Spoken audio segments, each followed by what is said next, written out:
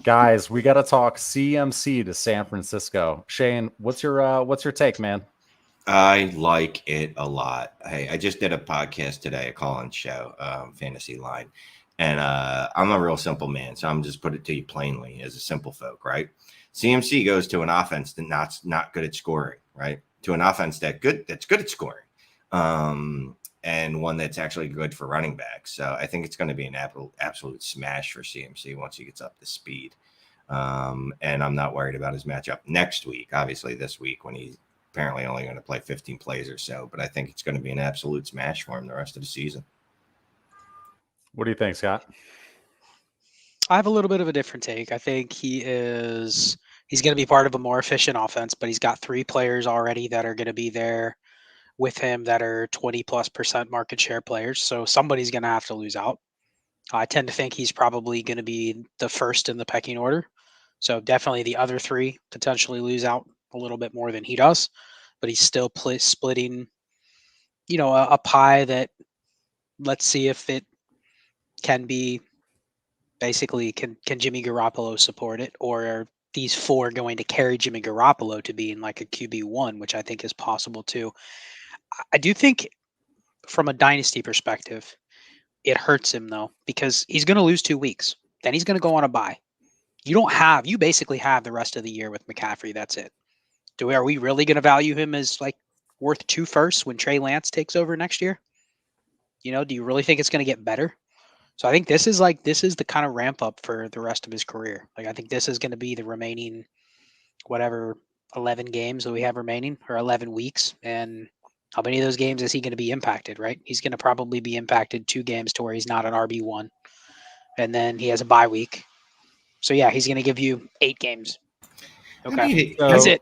But he would have had a bye week no matter what. And I'm not giving it 2 games. I'm giving it 1 game. This dude's a Stanford graduate. He's one of the best running backs in the NFL. If Kyle Shanahan can't figure out how to use him after 2 weeks, after a week and a half, 1 game, then he shouldn't be in the NFL. It's not that. It's people are paying RB2 prices in Dynasty for him. And he needs 26 touches and 7 catches to deliver that price. Like when he is, Saquon Barkley or Christian McCaffrey, and it's Christian McCaffrey, I don't have time for, 15 to 20 snaps. See, I've only seen the trades that I've done, and all I gave up was Brandon Ayuk and a 24 first.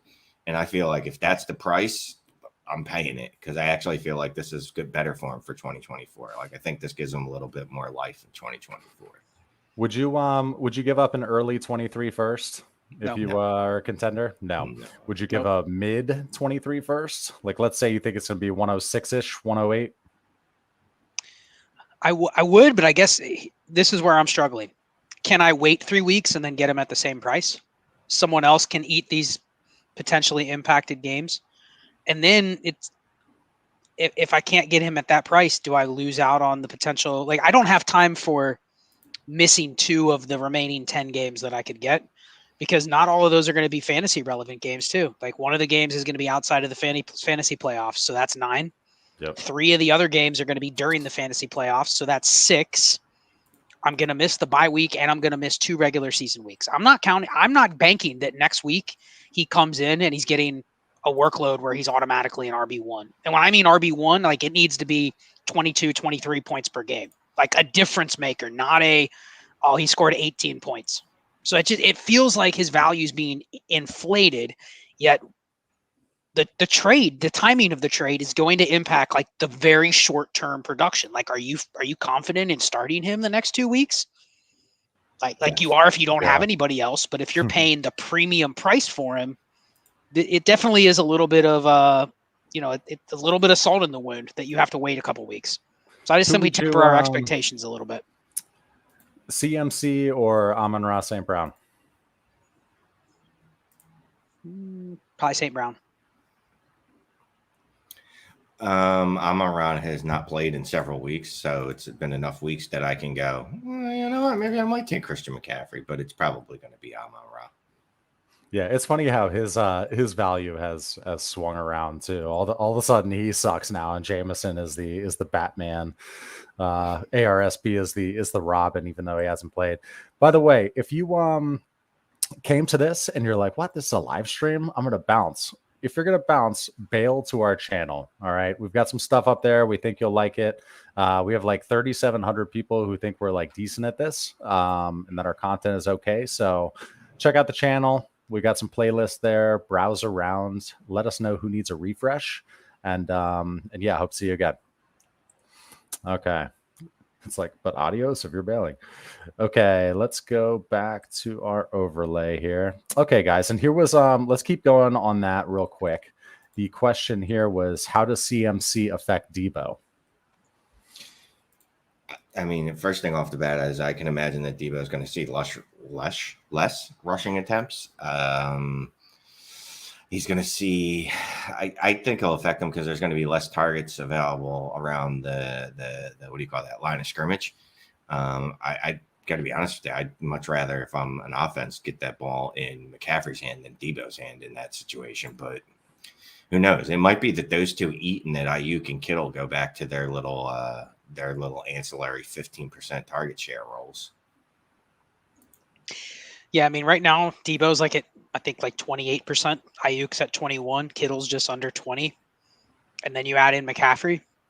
So it's right what I came back to, right what I talked about earlier. You're splitting what needs to be a larger pie. San Francisco is third to the bottom in terms of like neutral pass rate.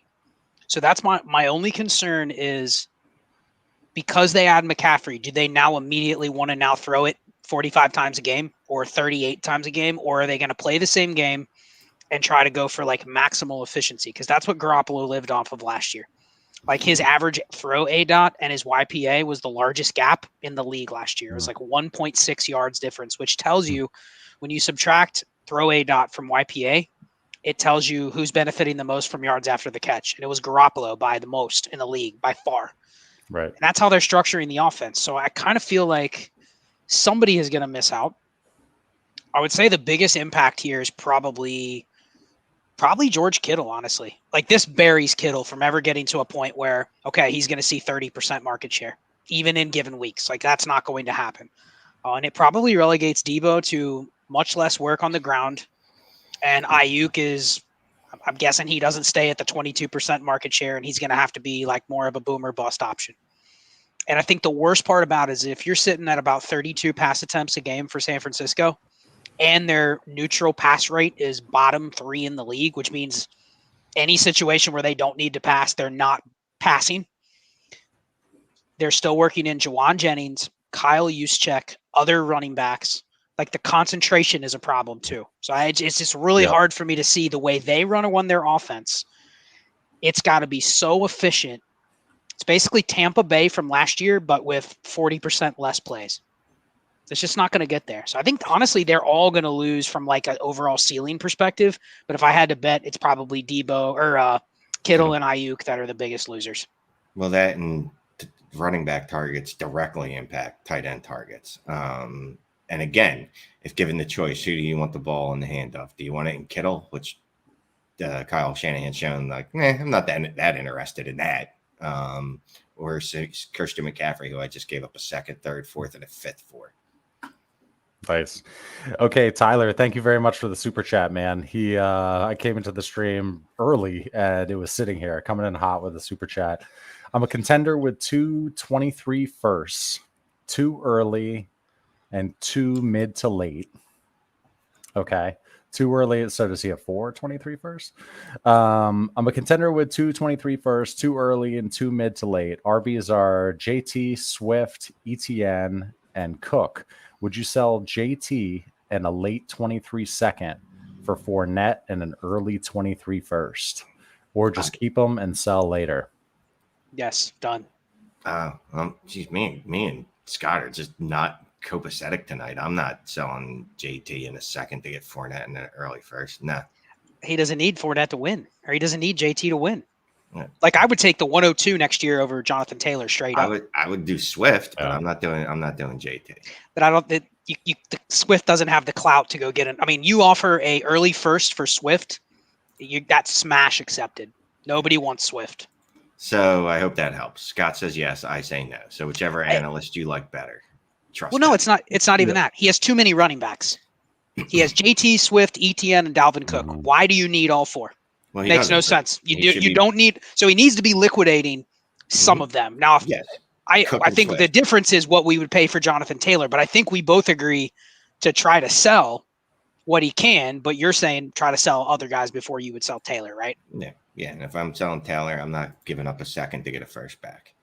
I don't care if I'm getting Fournette in that. That's just me. Yeah. I don't know. I'm not sure I have the stones to do it, honestly. And I don't feel like I need to throw in a late 23 second with JT to get Fournette in early first, but yeah, so not super helpful there, Tyler. Try exploring selling your selling Swift and Cook first if you haven't already. But appreciate the. Well, here's the thing. Let me just add to this. You can't sell Dalvin Cook. You can't sell Travis Etienne. Yeah. Like you try to go sell those guys, and it's like I'll give you 2 seconds. So I think we're at that flexion point where I'm fine going down with a Leonard Fournette, Dalvin Cook backfield. If it blows up, it blows up. But like there's no guarantee. I mean, Jonathan Taylor's like not even a top 24 running back thus far this year, points per game. So I mean, what are you even getting by holding on to him at his previous value? Are you paying for last year's production? So I don't know. It just feels like this is the time to sell him if you're getting that type of pick. But we'll see. Yep. Okay, and obviously we're going to try to hit a lot of non-super chats as well. We appreciate everyone who's generous with them. This one was also in here very early, so we're going to take it now. Mike, thank you very much. 12-team Superflex PPR start 9, contending with a top 6, 23 first, and a bottom 6, 23 first. Give the early first, TJ Hawkinson and Scary Terry.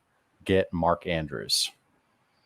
So you're giving up an early first to get Mark Andrews. I mean, like, no disrespect to TJ Hawkinson and Scary Terry, but in a start 9, neither of those dudes should be starting.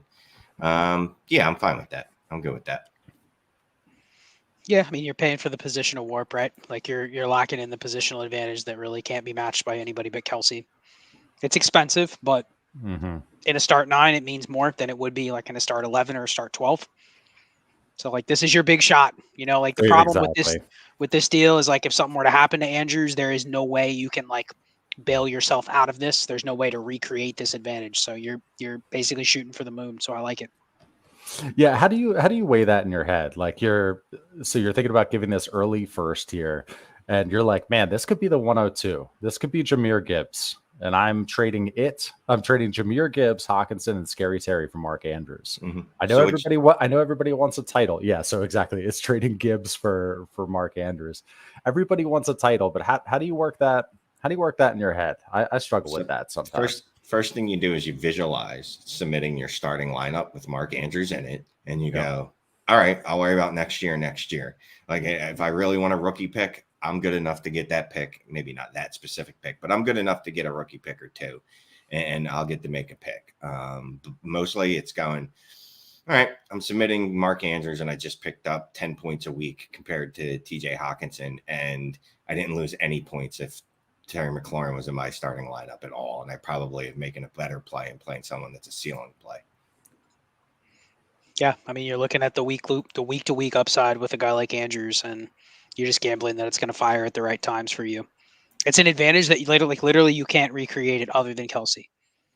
So that's what you're shooting for, But I think sometimes people get a little bit scared to make that move because they go, well, what if the worst case scenario happens? Like he gets injured or he doesn't produce to that level. Like that's what you're paying for. You're paying for the separation between him and the rest of the pack. So hopefully it works out. It's an aggressive move, but I like it. And like we've talked about before, you can take a Sharpie and put Mark Andrews in as a top 2, top 3 tight end indefinitely. So a lot of insulation there. Delusional Tanner, inbox trade here, sitting in his inbox. We need to help him out here. 12-team Superflex start 9. Give Wan'Dale Robinson, George Pickens, and a 24 first. Get CeeDee Lamb and an early 23 second. He wants to solidify his wide receiver core. He currently has T. Higgins, DK Metcalf, Drake London, Deontay. The delusional one's the guy that offered him this trade. Start 9. Give me CeeDee. Wan'Dale means nothing to me in that, like literally nothing to me in that trade. So, yep. Take it. Smash it. Yeah. I'm Shane, just feeling contrarian as shit tonight because I'm like, you're gonna I hold. think I might take Pickens in the first, but I get it. I understand why you would take CeeDee Lamb. Like you're trying to you're not doing this whole process thing. You're like, screw this. Let me get the who I think are the best wide receivers. CeeDee Lamb is an absolute target share monster, like we've always asked him to be. Now he just needs to go quarterback play, which he's about to get again with Dak. So yeah, the smart move, CeeDee. Yeah. Hey, real quick here, by the way, I feel like I always get this question. It's Bateman or Pickens. And I say that they are awfully lateral, or it's kind of lateral. Now Shane's shaking his head. Do you go Pickens or Bateman? Pickens. Look, I loved Bateman coming out of college, and Bateman performed adequately. He performed decently, not too badly. But Pickens has already surpassed his rookie season in 6 weeks, like what I've seen from him. And again, this is from me. I was all about trading Pickens for any random 23rd first you could get. So I'll take Pickens over Bateman. When guys establish their dominance early like that, I'm very intrigued. Bateman or Pickens, Scott?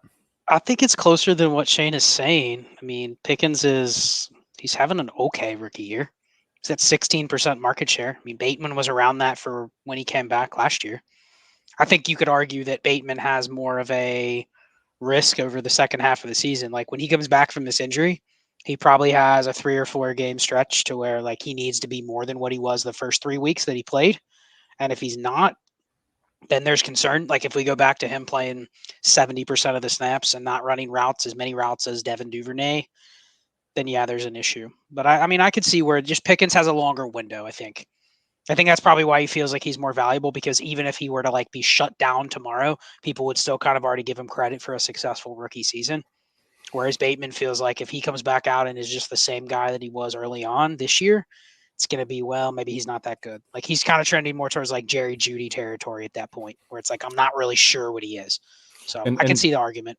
And Pickens, what I always say too is Pickens is he's so exciting. You know, it's not going to take much for him to have some big crazy catch or some massive game. Then the community is going to freak out. And you'll be able to sell him for a ton. You know. Okay, let's go to this super chat. Thank you very much, Anthony West. 10-team PPR Superflex start 11 gave Trevor Lawrence, George Pickens, David Bell, and Elijah Moore.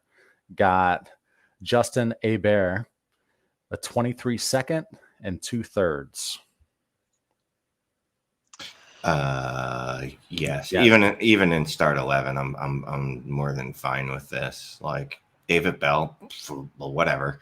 Elijah Moore, I still like him, but the dude's just getting benched by his head coach because they don't want to throw him the ball and they're going to let him die on the roster like they did to Denzel Mims the year prior. We already saw that they don't care about wasting second-round draft capital on someone because they're smarter than the rest of the room. So that's enough for me to be concerned and go, yeah, I'll take a bear.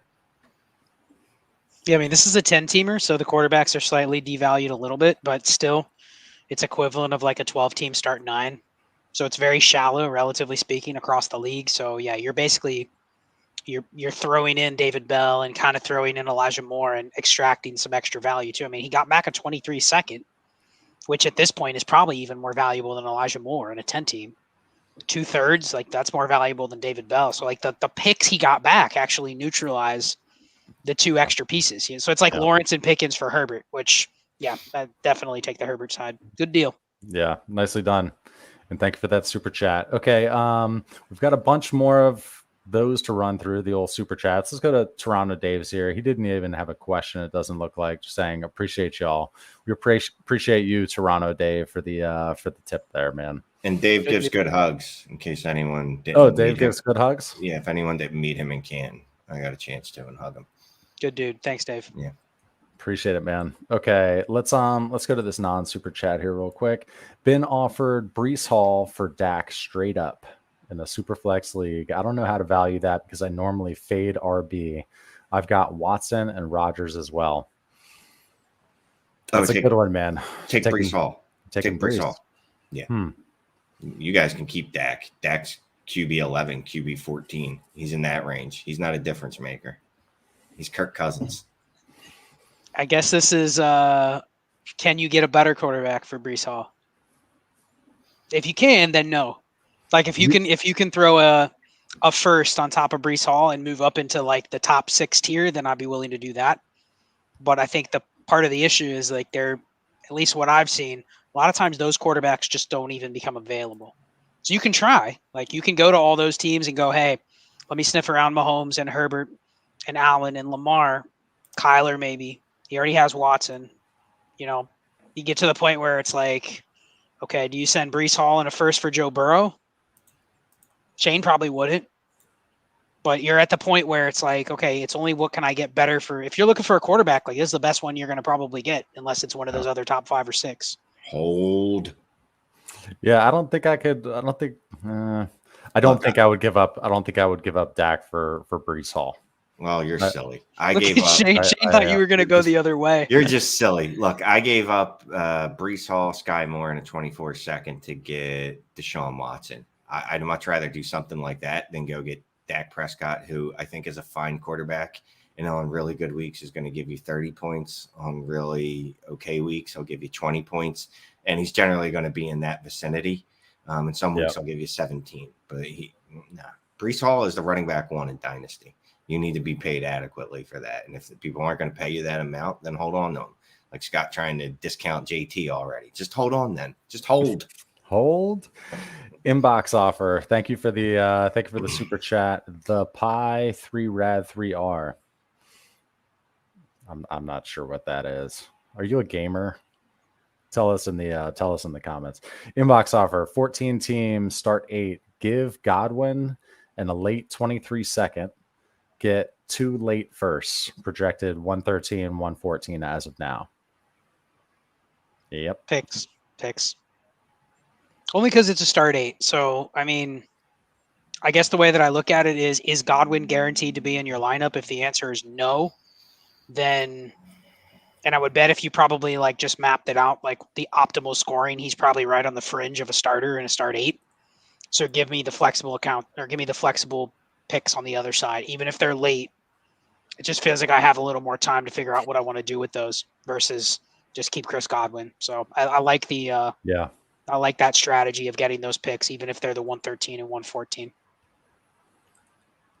I do as well. Okay, thank you very much for the super chat. I'm gonna go over here. I asked some guys from the Dynasty Pandemic app for ideas for topics today too, or gals. I don't know if we have a gal in there yet. That needs needs to change. They're trying to stay away from me. How do I? Oh, here it was right here. You hold the 23 first of a failed contender. The league mate now wants to rebuild and comes to you to get his or her first back. What's your strategy? Leverage the shit out of it. Leverage the. Yeah. So Shane, I was actually thinking about this. Maybe this will lead into a question too. So we're in the listener league, and I've got your first, and it's looking juicy. It's looking juicy, and you may come to me wanting your first back. You may have already. I may have missed it, but are you any good in that league? No, we're both hot garbage. No, I've got some good stuff. But what are your thoughts on giving the first back?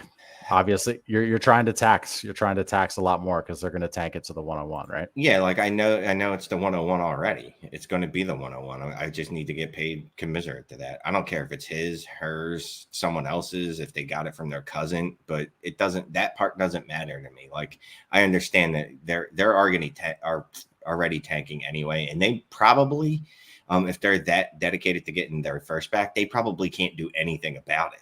Like there's absolutely nothing they can do about it, most likely.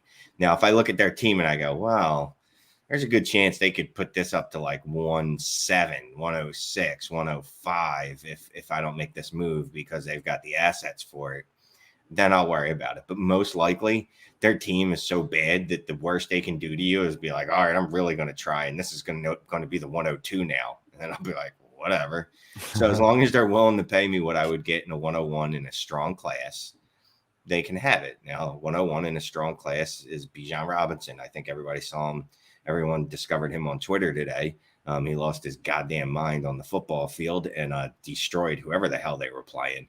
It was awful. Oklahoma State. They looked great in the first half and sucked in the second half. But he made them his children in the first half, and or Bryce Young, who's going to win back-to-back Heisman. So yeah, you're going to pay up. It's as simple as that.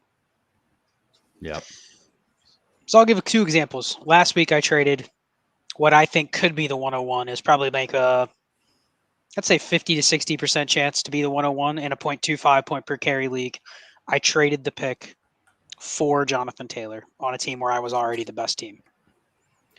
But that was one of those exceptions where I still was hesitant, even though I'm essentially adding, if Taylor just comes back and does 80% of what he did last year, he's scoring in a 0.25 point per carry. He's scoring 22, 23, 24 points per game. And if he hit what he did last year, he's close to 30. But I was still hesitant to give up what I think could be the 101. Now, the other guy that had Jonathan Taylor, he came after his pick.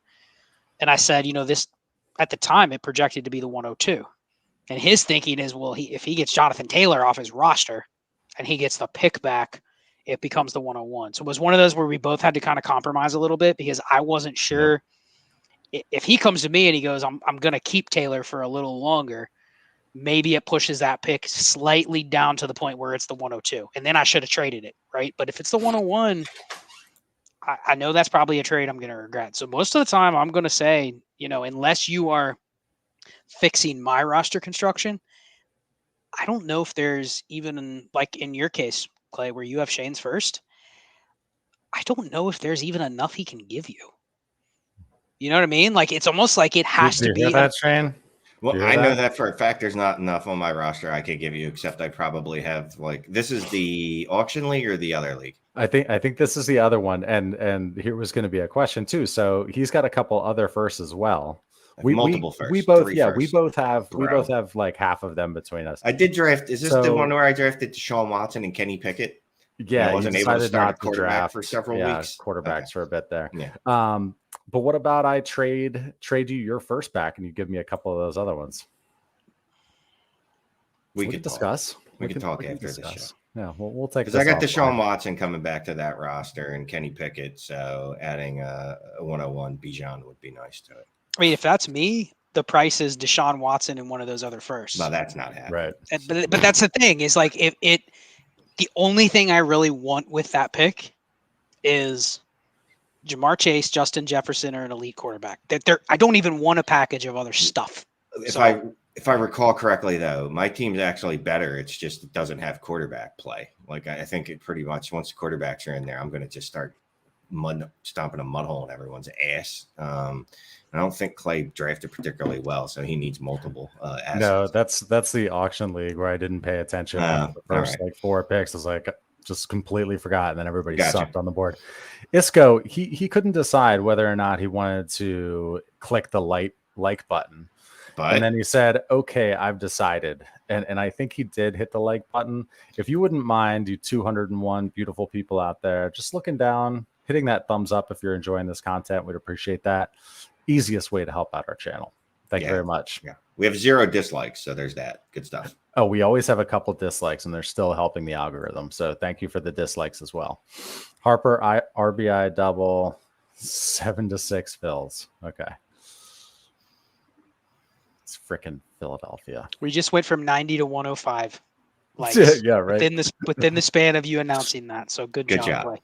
Oh, nice, good stuff. Okay, we've got some other super chats that we have to get to here. First, let's say hi to Kane. What's up, Kane? Hello, Kane. All right, Scott. Thank you for the super chat. 12 team, half PPR, 1 QB. Just traded Najee, a 23-second, and Josh Reynolds for Waddle. What do you guys think? I feel like I overpaid, but now wide receivers are AJ Brown, CeeDee, Adams. Did not overpay. Not Najee's the running back 24 on the season, something like that. Also, no. I mean, look, it's a half PPR, so receivers aren't worth as much. But dude, the second and Josh Reynolds don't even matter. Like they literally don't. They don't make up the difference from Najee to Waddle. Like you won this handily. A nice pose. I gotta get an avatar like that on my YouTube. Right. I don't look that good. Yeah, Najee Harris is averaging 10.8 PPR points per game. So he is technically, if you just go by averages without taking out some small sample sizes, he is outside of the top 24. So he feels like he is one of the assets that has sunk the most, not just from like production value, but also market cachet. Like you put his name out there and it's like, yuck, I don't want him. Like he almost feels like he'll be a buy candidate next summer when he's like RB 24 and he's basically like the new David Montgomery or Josh Jacobs, but a year older. And you're like, hey, I'll collect some of those shares because it can't get worse. Yeah, But you'd trade. be wrong because he's bad. He's bad. He's terrible. Probably can get worse. But if you can, I think the idea is if you can convert him to a receiver, even in a half PPR, you're going to do it because you already know he's going to be kind of a sinking ship over the next 6 to 12 months. So like even if he bounces back, he really doesn't feel like one of those assets you want to have on your team, just in terms of the flexibility to make moves. So, man, nice trade. If he bounces back, I'm going to sell him immediately because I can't sell him right now where I have him. I'm not even trying, honestly, because I know people aren't going to want him. There's no need. No need. Mr. Wonderful, you're wonderful as always. How are you, sir? 10-team Superflex PPR start 11. Give Russell Wilson, Jerry Jeudy, a mid-23 first. Get Dak Prescott. Yes. Oh, wait. There's a mid-23 first in there. Have Watson. Wants to give up Burrow. Have Chase. Would you add? Oh, I'm sorry. He wants to get up to Burrow. He has Chase. Would you add another first to Dak to get him, or is that too much? Roll with Dak. You're going to trade for Dak, then trade Dak and a first to get Joe Burrow. So essentially, you're trading 2 firsts. Russ Jeudy and 2 firsts to get Burrow, essentially. Yeah. I'm not in love with that. This feels like you're trying to get a specific player, like you're too honed in on because you specifically said I want Burrow. But I don't know that you could do that much better. And that feels like a lot on top of Russell Wilson, even though he's been absolutely horrendous. I keep thinking he's going to pull out of it. But it's start 11. He's got so many firsts to play with. I'd rather you go use these picks on Kyler, on Lamar, on Jaylen Hurts, on etc. Like if you're going to overpay, I'd rather overpay for one of those dudes. Yeah, I mean, I think the quarterback scoring matters a little bit too, because I mean, like quite frankly, in like 6-point passing touchdowns, Burrow's smashing Kyler by like 5 points per game. So it does matter what type of format. If it's a 4 -2 or something like that, then I'm okay going what Shane said. I think the other thing is it's a 10 team. Yeah. So he's kind of going down a dangerous road of chasing a specific quarterback where he's just basically paying to get the one that he wants. I mean, right now he's got 7 of the 10 firsts. So do I necessarily want to go into next year and draft 7 firsts and pick 3 quarterbacks in the top 10 or top 15 or whatever? Probably not. But it does feel like he's eyeing one specific player. Mm-hmm. Now, if he can pick and choose which one of those 2 firsts he trades, like he can pick the ones that he thinks are going to be at the bottom, and all you're giving up is Russ and Jeudy, then I'm okay with it. But this is one of those classic examples. We talked about this on our Zoom chat on the DNC Patreon the other day. When you're trying to package up at quarterback, the person that's selling you the elite quarterback or the better quarterback, you're throwing them Russell Wilson, and you're thinking that's like half of what you're giving. They're viewing the Russ Wilson that you're throwing in or the Matt Stafford that you're throwing in as like just a toss in. You know, like they're looking at that going like, okay, I don't necessarily care that you're giving me like Russell Wilson in the trade. I'll take him. But if that has to account for like half of what you're giving me, it's no dice. Right. So it's really like how much do you really want to treat a guy like Russ where his current value is as a throw in? Or would you rather use those first more equitable, like Shane said, and just hope that he bounces back 20%? Yeah, well, Mr. Wonderful just submitted for a roster review, so you may have that whole roster in front of you soon, guys. Good deal. Yeah, and we always get that question. So, how do I submit for a roster review? We do charge for these things because we have to try to keep the lights on with this little channel here. You contact us this way. Interested in a roster review, email dynastytradesand5@gmail.com. or tweet us at Trades&5 on the Twitter machine. And here's what it looks like. So I'm gone, as I should be, and it's Shane and Scott. They've got your roster in between them. They break it down. They have a lot of fun, and we've got awesome feedback from it. So if you want a roster review, hit us up, send us an email, hit us up on Twitter, and we'll talk details. All right. So let me get that off of the screen as well. Let's go to our next one here. Okay. Let's go to Andrew here, and then we'll go to our next super chat. 12-team, 1 QB, PPR, start 8. Was offered Godwin for either Chubb, Mixon, or Jacobs in a second. Would you accept any of them? I also have Breece. Wide receivers are Mike Williams, Hollywood, Deontay, and Burks. Start 8, 1 QB. I'm probably taking the running back here. That's going to have more of an impact on a start 8 than Chris Godwin. Deeper league where, there's probably an erosion of points across the league that are being started, like a start 11 or start 12. I'm fine going the other way. If I have like Chubb and Mixon or Jacobs, like if I have 2 or 3 of those guys on one team, then I'm going, okay, I'll take Godwin in a second for one of those. But here now, start 8, 1 QB. I'm taking the running back. I'll just ride it out. I don't know how many running backs you can start. I'm guessing it's 2. I'd be okay with moving Jacobs in a second, but that's literally the only one I give up. I'm not giving up Chubb for him, and I've been all over Mixon the last few weeks. So I can't tell you to now trade him for a wide receiver. Not Godwin, at least. I agree. I would maybe do the Jacobs in a second. Yeah. For Godwin, I wouldn't do Chubb or Mixon. All right, thank you, Andrew. Let's go down here to our next one. This is from Ryan. Thank you very much, Ryan. Gave us a generous super chat. Love the show and appreciate the time you take out of your day to do this for us. These shows are incredibly helpful. Thanks, fellas. Thank you, Ryan. Really appreciate that. And he hits us up on Twitter too, and he's always very friendly. Is there someone that takes pictures for your YouTube obvies that you can go to? Like, is there a professional? Like, these people are too good looking for our channel. They got all these nice pictures. You look at mine, it looks like, well, it doesn't look good. I'll just say that. It looks like the worst. It looks like Shane is the worst. All right, thank you, Ryan. So let's go here. Patrick D, great show. Which Justin? 12-team Superflex, half PPR, start 9. Justin Jefferson for Justin Herbert, straight up. I have Fields, Carr, London Burks, Devontae Smith, 423 firsts, 3 of which are early-ish, and can also likely get Kyler for Justin Jefferson, straight up. So let's start with this. Jefferson or Herbie, straight up? Herbie. Yeah, even in the start 9, Herbert. For sure. Okay. What about Kyler or Justin Jefferson? I would go with Justin Herbert right now. Wait, what? Jefferson or Kyler? That wasn't the question. We've already told him to take Herbert. Yeah, but I don't want to answer that. True. Well, okay. It would be Kyler. It would be Kyler for you. Okay. Kyler or Justin Jefferson, Scott? The way I'd build my team, it would be Kyler. But I think it also is like, can I add something different to Jefferson to get one of the better quarterbacks? Because I do feel like you probably could get Kyler in some leagues if you're willing to trade Jefferson for him, or you're willing to trade, like, Shane's talked about trying to move Breece Hall to get Kyler in a trade. You probably have to add a little bit to it, but like, he is one of the guys that's attainable if you send that type of offer. So that's why I think we'd obviously prefer Herbert, because he's probably one of the ones that's not.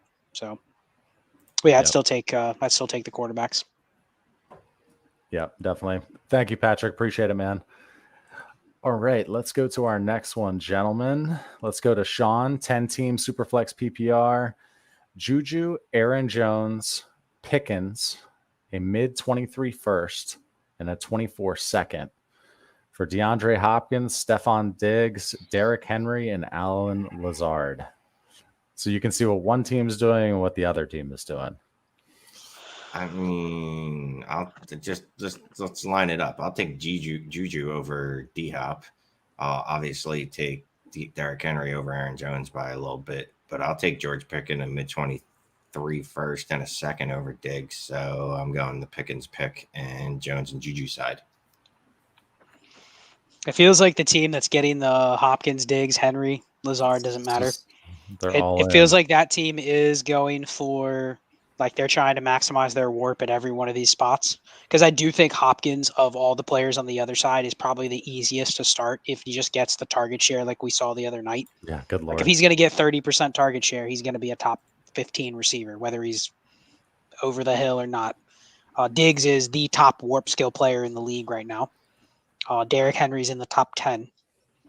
So, I mean, it does feel like my only concern with making deals like this, if it goes wrong or you have an injury or something like that, this was your shot. You know what I mean? You basically like open up all your insurance here. And once it's exposed, you don't have a way out of it. If there's any of the guys he's getting, if they were to get hurt or they don't start performing, there's no recourse to go backwards. So it's just a big move, but I can see, this is definitely an all-in move, like you said, Clay. It is. Look at Shane and Scott both starring. We've got 39 star things. Oh yeah. A lot of good questions. We got to start rapid firing at some point where we're going to be here for 3 hours. I know. Did you guys have discussions with any stakeholders in your lives about a 24-hour live stream?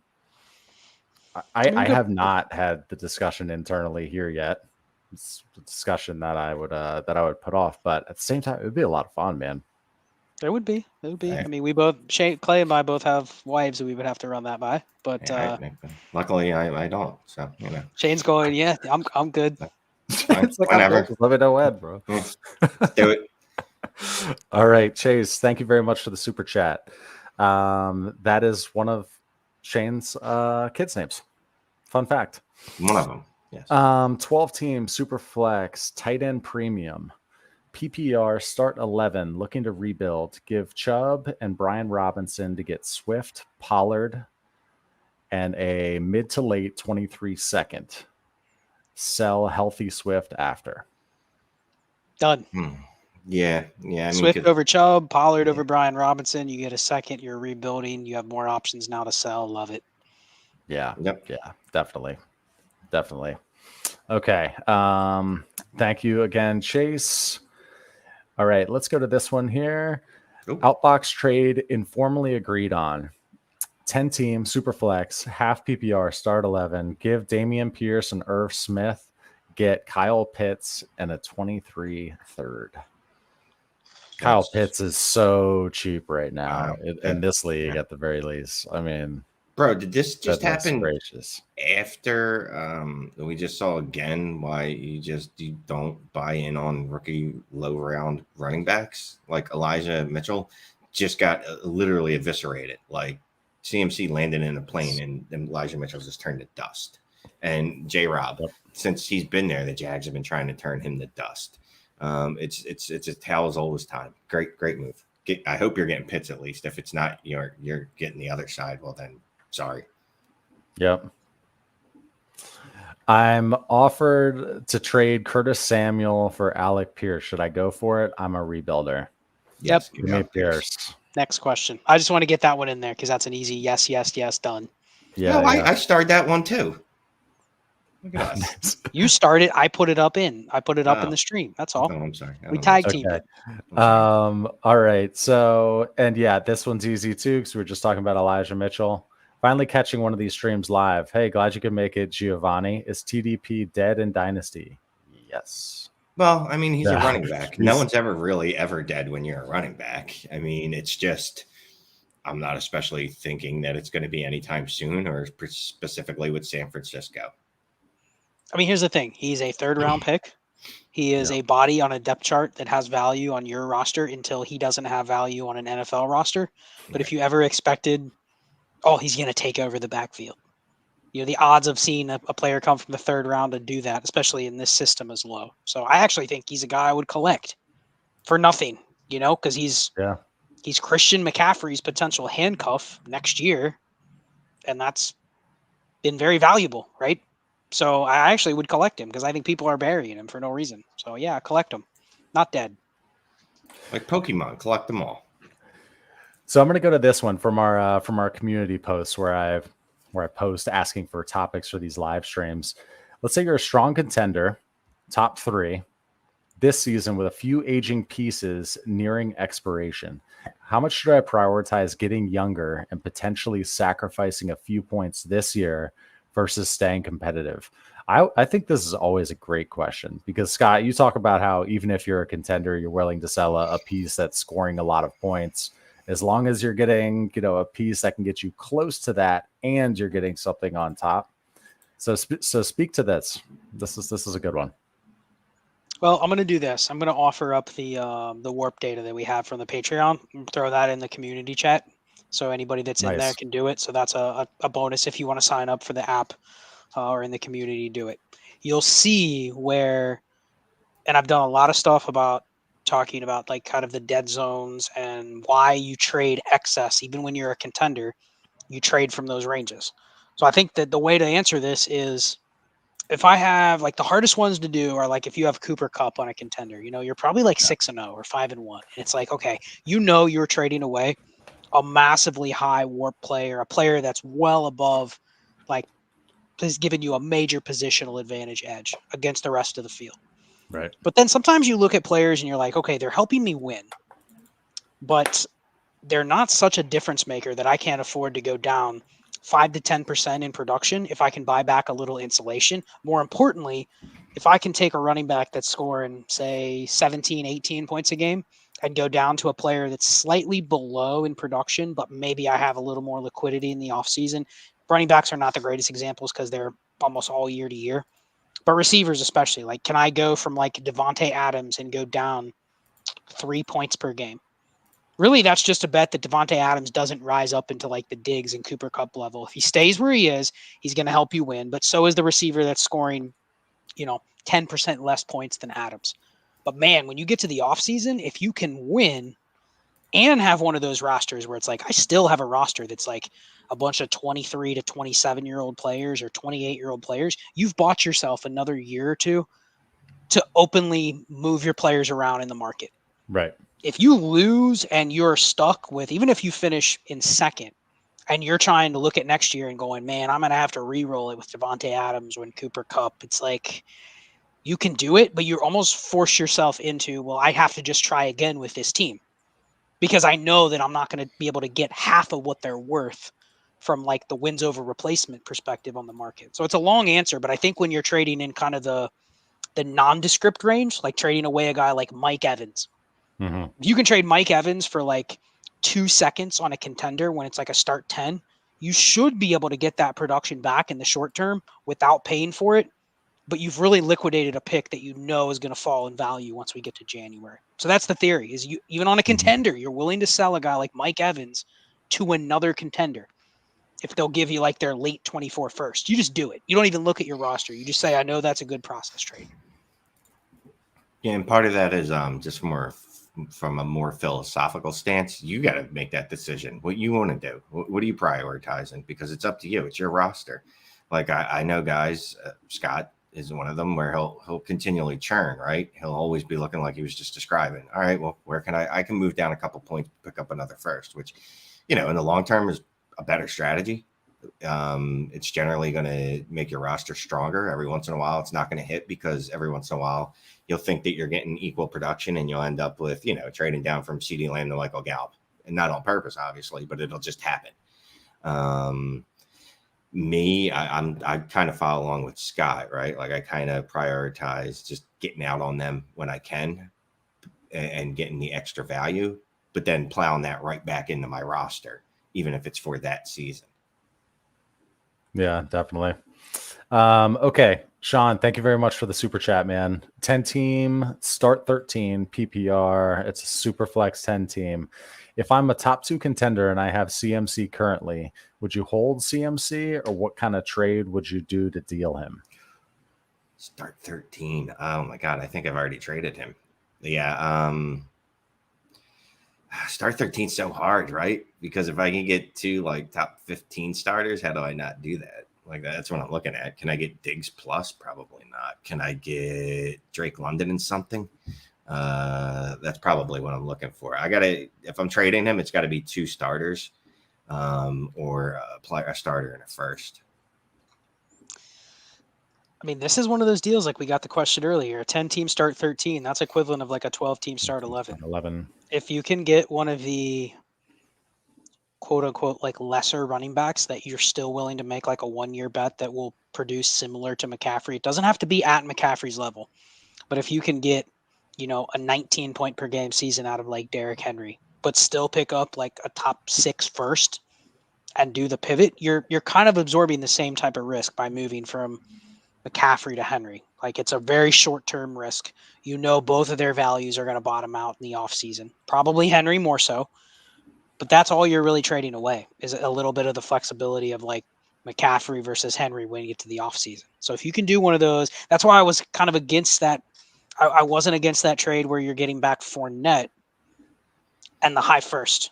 It's the same thing. Like if you could do that type of deal, if you can get a top 5 first and Fournette, I would do it for McCaffrey because it really is not going to impact like the win rate of this team. This team is going to go as their running backs stay healthy.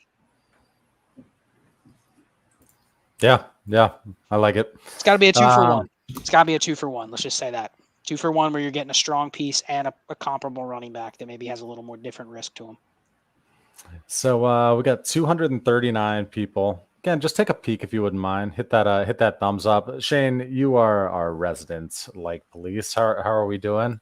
And while you're trending well, it's 54%. Not great, Bob. Ooh. Well, we can fix that. Anthony West is in a light silk robe, ready to be blessed by the gods of Dynasty. I thought this was hilarious. Whoever started this one, Anthony, hit the like. And we like your wardrobe, sir. Okay, let's go to this one here. AJ, thank you very much. 12-team Superflex PPR start 11, 5 point per pass touchdown. Gave Jamar Chase, Carson Wentz, Heineke, Wan'Dale Robinson. Got Justin Herbert and Donovan Peoples-Jones. How'd I do? Also, too late 23 first, too much to pay for T-Law. So first off, how do you do in that first trade? Gave Jamar Chase, Carson Wentz, Heineke, and Wan'Dale, and got Herbie and DPJ. Yeah, you won that trade because you got Herbert for Chase. That's what you got, and then DPJ for Wentz and the rest of it. Like out of Wentz, Heineke, and Wan'Dale losing him hurts the most out of those other 3 players, and it doesn't hurt much. So yeah, you smashed that. Sounds like you don't have any quarterbacks. Too late 23 first, 12-team. I wouldn't say that's too much to pay for T-Law, but I would see if maybe I can spread that out over a couple years if possible. Yeah, I think if I've secured Herbert, I'm actually fine going to like a Carr Cousins instead of buying T-Law because you gave up like essentially an extra asset with Wan'Dale and maybe I don't want to call Wentz an asset, but he's a quarterback at least that you could potentially use. So I think you don't really have the capacity to go and trade all your picks for another quarterback. I would probably rather just park, Cousins or Carr with Herbert and save the extra first. Maybe gives you another shot to trade it away for another piece sometime during the season. But I actually like the DPJ for Wan'Dale swap too. I think that's DPJ is a sneaky buy that he's like at 17.5% target share. He's a good player. When Watson comes back, like he could be the one that kind of fires a little bit more than we expect, and him and Wan'Dale could be neutral. So I don't like. Yeah. I like getting that swap. It's kind of like you can just park him and see what happens. Yeah, I dig his name too, Donovan Peoples-Jones. Just want to own and root for the guy. Okay, so let's throw this up here. You own what's for sure going to be the 101 in 2023. What's the strategy around holding it or selling it? When is the best time to sell it? If you decide to do that. So you've got Bijan. Let's say you're a middle of the road team right now. You've got people knocking. It's not your first. You've got people knocking. They want the 101. What's your strategy? Is now the right time? I mean, if you're getting a good offer, you'll take the value whenever you get it. But yeah, I mean, it's going to depend on what's the offer. Is like someone like here's Justin Jefferson, give me the 101, or vice versa. I'm going to give you Michael Pittman and Austin Eckler. Not enough. And that's a decent offer. Like you add those 2 players to your roster, like you should be improving in 2 spots, right? In theory, by at least a couple points at each, which I don't know if you're increasing your scoring by 6 points a week. That's pretty good. You've really helped your chances at winning. Not enough. You didn't even get the rest of like the name Michael out of your mouth, and Shane's already rejecting. Yeah. It's like his mind is programmed to go, there's nobody named Michael that's No, even there's not worth one. 101. No. So Michael. I think it is, if you're trading the pick, it's got to be like, I traded it for Jonathan Taylor and was uncomfortable. Like, there's literally on one hand of how many players you would trade it straight up for, not counting the quarterbacks, because I think you probably still have to add to the 101 to get one of the top, 3 or 4 quarterbacks. But like, the list of players I'm really even interested in trading it for is less than 10. Yep. And then to get 2 players, I mean, if somebody is going to give me like, I don't know, CeeDee Lamb and Jaylen Waddle for the pick, like that's where at least you would tempt me, but I don't see anybody just flat out offering that either. No. So it just feels like, unless you're going to give me 2 top 20 players, and I just don't see the person that has the 2 top 20 players going like, do they really want Bijan that bad in October of the year before he even comes into the league? So it just feels like the time to trade it is now, because nobody really knows it's going to be the 101. No one really knows what the tiers are going to look like. No one really knows if the guy's going to stay healthy the rest of the year and be like the best running back in the league when he comes in.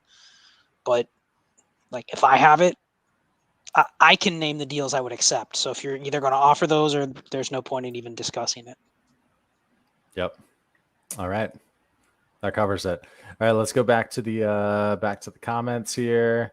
What's your take on Travis Etienne as I'm worth and will as what he's worth, and will he get more production? I got you.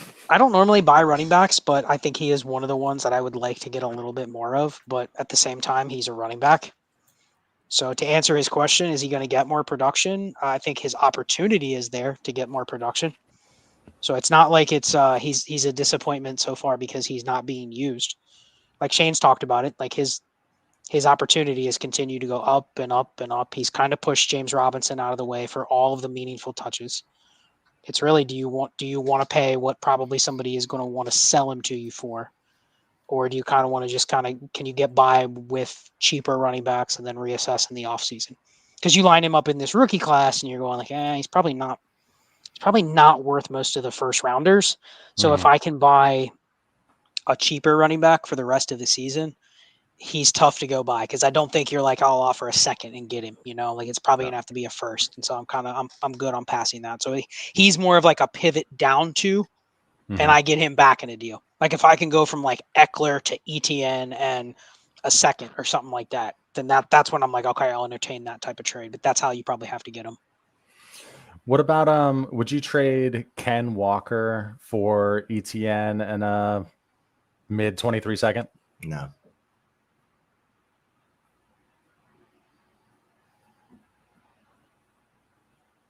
Scott's on mute. Yeah, I'm on mute. Sorry. I have a feeling where Walker's going to be compared to Etienne. So I'd probably say no, but catch me on a different day where I'm all about the process and I'd go, yeah, give me the free second. The title of this show, the thumbnail was Trust the Process. Yes. So let's tighten up. We're 58 minutes in here. All right, good stuff. So we'll take that one away here. Heavy Kevy, what's up, man? 12 team Superflex PPR, 1.5 for tight ends, start 10. Giving Amon-Ra St. Brown, Damian Pierce, and a mid 24 first. Getting Jamar Chase. That's violating the like 3 firsts for a receiver. First. Yeah, I think I don't do this. I'd rather just sell Damian Pierce. Do it. We're getting to the point of the season where I want hammers. You fucking hammer them. I want Jamar Chase right in their face. It's not a good process deal. It really is a terrible deal. But you know what? I gotta look at this. Like, is there any other way I could get Jamar Chase? Like, what else can I do with these singular pieces? Like, all the moves I make, are they going to equal a Jamar Chase in my lineup? I'm going to go no. Damian Pierce was a second, third round rookie running back this year. You cashed out on him. Bye. Amon-Ra, you got him in the second or the third round, fine. And then a 24 first is a good thing that, that's a good pick to give up, obviously. But I'm going to tell myself where I got these guys originally is that's going to help me pay up to get Jamar Chase, because I'm just going to be like, whatever, I won on the lottery. Let me go put these lotteries into, a nice, safe mutual fund. So if you add a 23 first instead of Dameon Pierce, are you taking that package, Shane? I don't know. Maybe mid to late 23 first instead of Dameon Pierce. Would you pay that for Jamar Chase? Amon-Ra and and one's 23 now. And that kind of, it's interesting when you break it down that way, because I think a lot of people would say Dameon Pierce is worth like a late first. But yet when you subtract Dameon Pierce and you turn it into a first, then immediately it changes Shane's perception. So it does make it a little interesting when you're able to cash out on Pierce. That is one benefit of this trade. It is. Okay. Good question there. I got roped into a party, but had to drop on quick and drop a like. That's definitely going to listen back later. Thank you, Caleb. Hope you're enjoying the party. All right. Let's go to Ryan here. Thank you for the super chat, sir. 12 team, half PPR, super flex. Gave Dameon Pierce a mid 23 second and Jaylen Warren. Got Treylon Burks and a mid 23 first. Yes, please. Yeah, you done good. I'll say a second and Jaylen Warren for Treylon Burks. You won there. A 23 mid first for Dameon Pierce. You won there. You won all around. You give yourself a hand. You know what? After winning that trade, you should go to that professional YouTube avatar picture guy and get him to hook you up with one. Talk to Scott McCoy and Ryan. Yeah, Ryan both Legal. of them are using him. I love that. Only Shane comes up with that random idea. He's I know. He's staring at the R going, dude, you need to get a real avatar. Incredible. Shane, we love you, man. You do organically come up with hilarious shit like that. Okay. Let's hide this here. Thank you very much for that super chat. Here's another one. We have our generous subscribers here. Fellas, 12 teams, start 9, traded Eckler and Brandon Ayuk for JT and Deontay Johnson. Okay, so that's the first part. Then sent Mixon for CeeDee. Got 423 first. Should I send 2 for Breece? Walker is my running back too. Dude, you're just smacking people around in this league with your trades. Jesus, they're bad. Dynasty Trades and 5 subscriber. Come on. Yeah, you might want to let them just listen to some of the show once in a while. Not all of it, but at least some of it. Yeah, this is the point where you've just added Deontay Johnson, JT. Yeah, I'm going to go ahead and add Breece Hall to this and just absolutely wreck the rest of the league. I would do it just because it's a good price. But Yeah. I mean, he's got JT, Deontay Johnson, and CeeDee Lamb, and Ken Walker, and 4 firsts. Like, I'm not in a rush to go buy Breece Hall. This is the way this is trending, though. This is the one where he sends Jonathan Taylor for Breece Hall and another first, and the person probably accepts it. Yeah. So try that first. Yeah. Yep. So, but yeah, I mean, he smashed the first 2 deals, so you can afford to be a little bit loose with your money on one more trade. If you really want to get Breece Hall, go do it. Yeah, you're playing with some house money there. This is like dieting all week, so that you can, on Saturday you're just like, I'm eating just get after a pizza steak that's deep fried in a turkey. Like, pizza fine. A pizza steak. Okay, inbox trade. We got one here from Sean. Let's help him out. 103 to 106 in 2023, and Mac Jones or Kyler Murray. 12 team Superflex, start 10. The Kyler Murray side is in your inbox. Take it. Yeah, go get Kyler. Yep. You're hoping that at 103, dude, look at the worst case scenario. You end up at 106. You don't get a quarterback. You end up with Mac Jones and Jordan Addison, which, look, that's not terrible, but you could have had an elite starting quarterback. Yep. And it's a start 10, so do it. Yeah. Yep. Thank you. Next one here. William, thank you very much, sir. Contending start 9. I get Pitts, Keenan Allen, a 23 and 25 late first. Give Kelsey and DJ Moore. Take this, I'm assuming. I mean, he's Yes. getting a 23 first and a 25 first with Kyle Pitts to swap out DJ Moore for Keenan Allen, which it's a nondescript placeholder swap there in a start 9.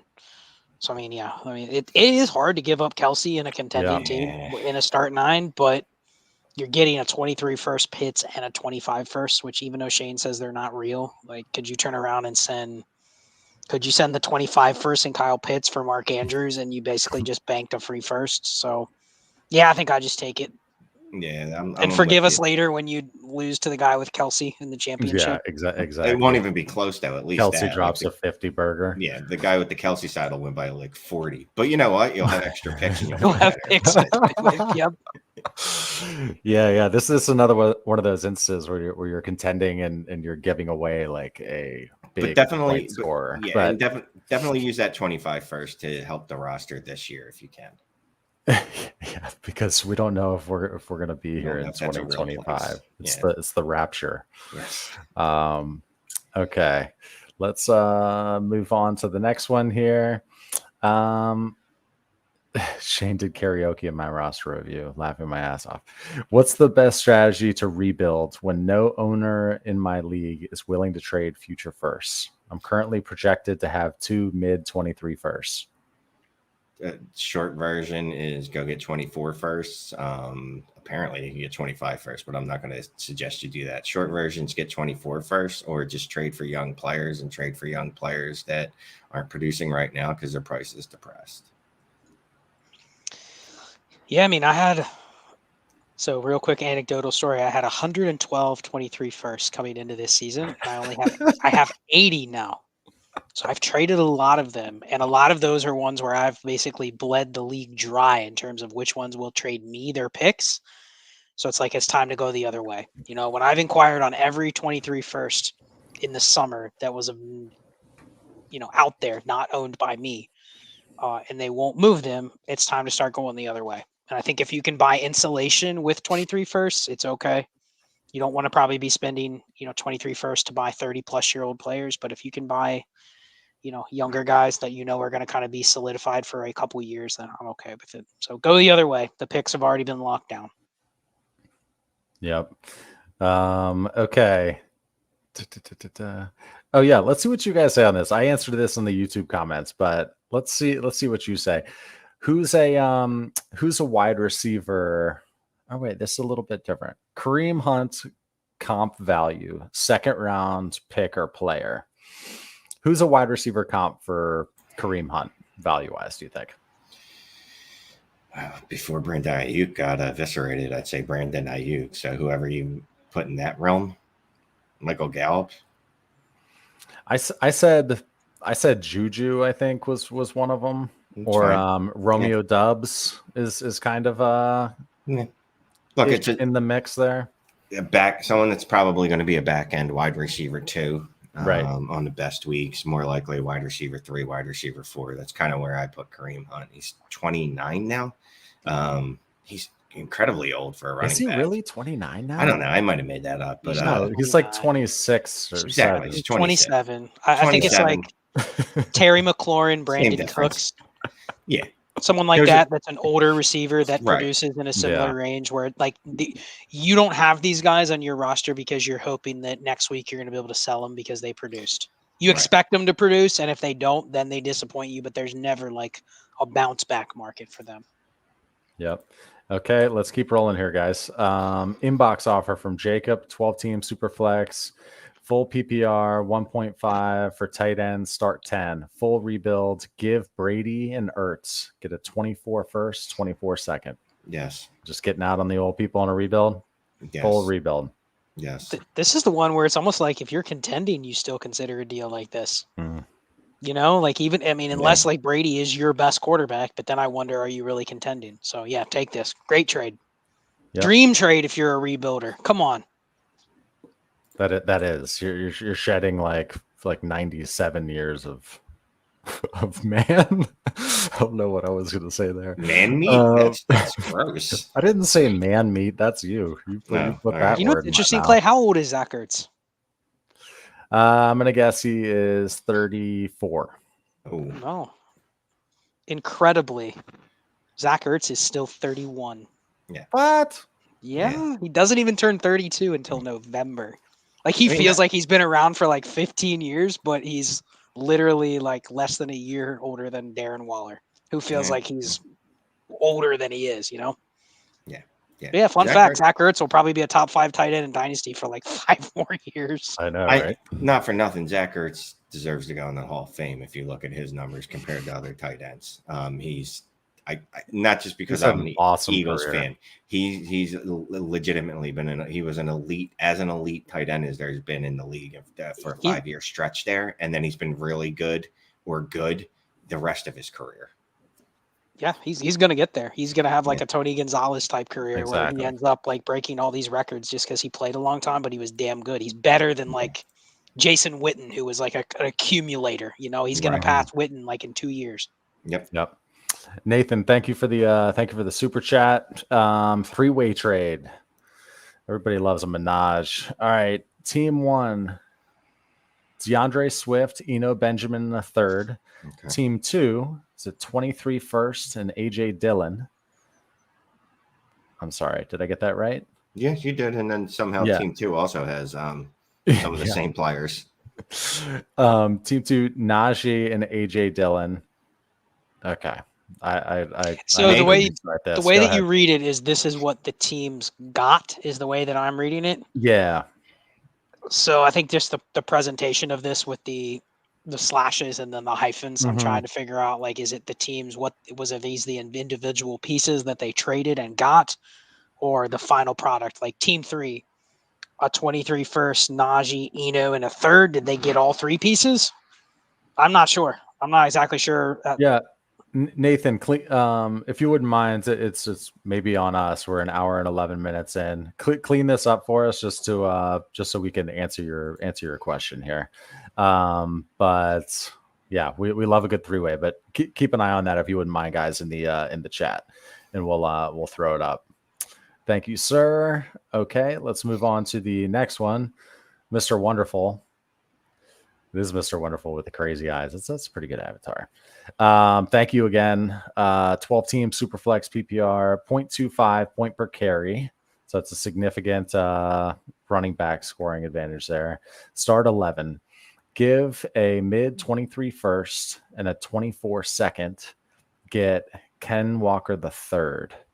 It's a rebuild. He has Kyler, Watson, Mack, Garrett Wilson, Mooney, Freiermuth. 723 first. Cupboards are empty. You guys rock. So it's that roster again. I'm okay with it. I would do it. Yeah, point per carry. I'm okay with it. Non-point per carry, I'm hesitant to pay this for Ken Walker. Point per carry, yes, because if he even just becomes let's just say, like, at worst he's another like Montgomery, where he just can handle a decent workload, catches a prerequisite number of, balls, 35, 40 a year, maybe something like that. Like he's going to score a lot in this format. So I think that's where I would buy more running backs, because here's how I look at it. He has 723 first. You're not going to get 7 running backs or quarterbacks with that.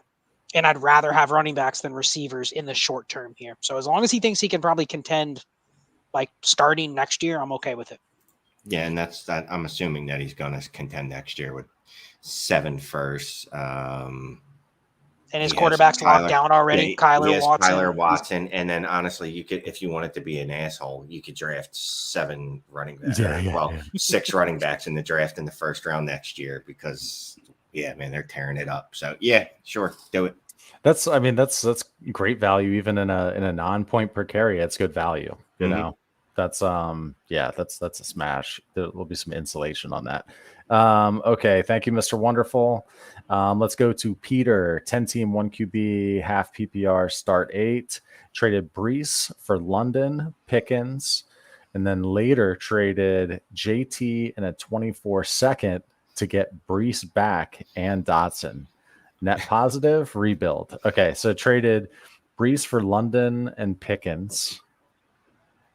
And then, so got London, Pickens, Breece, and Dotson. Gave in a start 8 half PPR. I don't like trading Breece for London and Pickens, but then he somehow managed to get Breece back for Jonathan Taylor. So I think he ended up with the better side, but it took that second trade to kind of push it back to where you probably wanted to get in the first place. So I like it. I'm good with it. Yeah, I like it, and I was just smiling, not because like I was laughing at you. This reminds me of something that I would do. Like I trade a player and then immediately be like, "No, I want him back. How we need to fix this." Yeah, I know. What was the timestamps on these trades? And then later, which was like 26 minutes later. Okay. Thank you, Peter. Appreciate the super chat, man. All right, let's go to our next one here. Let me make sure we get there we go. What's the value of J.K. Dobbins? RIP. Let's just say that. He's I mean, we saw a comment in the TikTok today. One of them, holy TikTok trolls, by the way, freaking hilarious. But somebody said, just take a 23-second run. I mean, I would try to get 2 seconds. I would try to get a 23 seconds and a 24 second. But yeah, man, he's entering roster clogger territory, and nobody wants to admit it, right? Yeah, he's a roster clogger. Oh, wait, that's exactly what I said. Yeah, it's like somebody said that on Twitter. I said that I said it first on our YouTube channel. And someone was asking. I was like, yeah, do it. But yeah, dude, he's a roster clogger at this point. I love JK coming out of college, but not a great landing spot for a running back. The multiple injuries, it's not going to happen. Yep. Okay. All right, we'll get that one out of here. Let's go to a next. Wait, Mr. Wonderful again? No, we already did this. Thank you. I was about to say, dropping 30 on us. We're clowns. You're giving us $30. No. Let's see here. Let's go to Tyler here. 12-team Superflex start 10. Gave D Hop and a late 23 second. Got Olave and Sam Howell. Yes, please. Yes, please. Great trade. Good job, Tyler Jones. Hit the Avi guy up after you made that profit. Yeah, like come on, man. I'm getting in some of these leagues, damn it. Yeah, right. We also had a couple. Let's knock these out real quick, guys. These were posted in the. We answered that one because he posted in here too. This was on the community chat inbox trade. 10-team Superflex, half PPR, start 9, 6 point per pass touchdown. Currently tied for first. Give 3 mid 23 firsts, a 24 first. Right. Matt Ryan. Yes. James Robinson. Yes. Get Lamar Jackson and Joe Mixon. So you're giving up 4 firsts for Lamar Jackson and Joe Mixon. Yes, you do this. Matt Ryan doesn't even count as a human anymore. When they take the census, he doesn't even count. So yes, take the picks, take the Lamar Jackson and Joe Mixon side. Like 10 feet over there, Shane, I have a hammer from a project I was working on earlier. I just want to get this is where you buy the hammer, right, Shane? Yes. This is a hammer. Nice trade. I'll take the Lamar side. Yep. Yeah, that was in the inbox too. So go ahead and get you some Lamar. All right, we'll go back to the comments here. Alfredo Gonzalez, 12-team half PPR Superflex start 9. Gave Garrett Wilson and a 23 first early to mid, a 23 second mid, and got Amon-Ra and an early 24 first. I don't love it. I like holding that early first, maybe a little bit longer. And a half. But I get where he's probably a little first. Worried about the gap between Garrett Wilson and Amon-Ra, I'm guessing. Yeah. I could see doing the other side too. Where if you lock in that early first, it's and you're getting Garrett Wilson on top, I think that's a pretty good haul for Amon-Ra. Yeah, I want the Gave side because I get the earlier pick, to be quite honest with you, and the 23 second. Yeah. I mean, Garrett Wilson, we talked about him on one of our roster reviews today, but I still like Garrett Wilson a lot, and I think he could easily surpass Amon-Ra St. Brown, if not be the exact same type of scoring. So, yeah, I'll take it just mostly because of the picks earlier. If the picks were reversed, if the 23 first was on the Amon-Ra side, I'd do that. Yep. All right. Do we have any more super chats that we need to knock out here, guys? Okay. So I'm scrolling. Here we go. Timo 821. Thank you very much, man. If you're in a rebuild stage and 2 years away from a championship, would you start buying RBs? So 2 years away from a ship. I own a lot of draft capital, 523 first. Buy young running back with picks or draft them. I own the 104 and the 101 and the other 4 are scattered. Not buying RBs right now. No. Well, just think about how many opportunities there have been over the last year with how running backs are valued now to buy running backs. Treylon Burks. You almost feel like you don't need to. Shane's listening. He's on TikTok. He's on a TikTok, aren't you, Shane? Only Shane lets it play out loud. But no, to answer his question, there's going to be a lot of opportunities over the next year or two to buy running backs right in your contention window. And you probably don't have to even give up your first to do it. There's going to be better deals that come along. So I would just wait, give it one more year. Next offseason, I think you can start kind of poking around the running back market. And here's the thing. If you want to contend next year, just draft the running backs in the rookie draft. Like we keep talking about, that rookie class is stacked with running backs, right? And the reason I keep harping on that is just running backs tend to hit quicker, right? Although that's not even immensely, whatever word, some big word I wanted to throw in there. That's not overly true as it used to be, but still running backs do tend to hit quicker, and they tend to be able to be difference makers because they're going to have that large volume. Like just think, and whatever you have on your roster, can I add Jahmyr Gibbs, Zach Charbonnet, Zach Evans, like not even counting Bijan Robinson? Would that make my team significantly better? So I wouldn't actually use any of this to trade for running backs if you know you're not going to contend for a year or so. Yep. Okay. Thank you very much for the super chat. Appreciate that. Okay, let's go to A-Towns here. This is an appreciation post for learning from you guys. Between 2 trades, I acquired and then traded away Javonte. So basically, I traded CEH, Mooney, Alexander Madison, 23 second, 24 second for an early 23 first, a mid 23 first, and a 24 first. Well, nicely done. A lot of that's on you. That's for sure. But thanks for the shout out if we helped you do that. Yeah, man, you do legwork. All we do is throw shit against the wall, and you know what I mean. Like, just so you know, these are trades that we definitely try. And like, I get from this too. Sometimes I get ideas. I'm like, wait a minute, why haven't I done this? And I'll go out there and try these trades. But no, dude, you did awesome there. So Shane is going to just clean out like his storage closets this weekend and try to peddle the merchandise to his neighbors. Yes, it's kind of the same thing. Nice job, A-Town. Yeah, great trade. And one thing I'll note too is in the YouTube comments and all, our subs, like, they're getting a lot smarter. I'm not saying that they were dumb, but a lot of the trades that we get in there, the questions, they're like super close and they're well thought out, and everybody's including how many starters in the league now. Like, seems like people are listening, and hope we're giving decent advice and analysis. Hopefully our process makes sense, but we can definitely see that the community is getting a lot sharper. Yeah. Look, I also love all the newbies to jump in. They're like, hey, this is my first year playing Dynasty. Exactly. Like, I love when people are in there telling us that. I'm like, that's awesome. I mean, if you're already thinking process in your first year playing, when we get a lot of roster reviews where it's like, hey, this is a brand new Dynasty league, and I'm already submitting like a roster review, and I'm playing with 11 other people that have never played, and we're just like, okay, how? I mean, I hate to say it, but like, how can we take advantage of these guys for the first 2 years before they really even have a process? For sure. So the fact that you're already here, like, it took me 5 years of playing before it's like I actually even like thought about going to anybody for advice or listening to podcasts and stuff. So well done.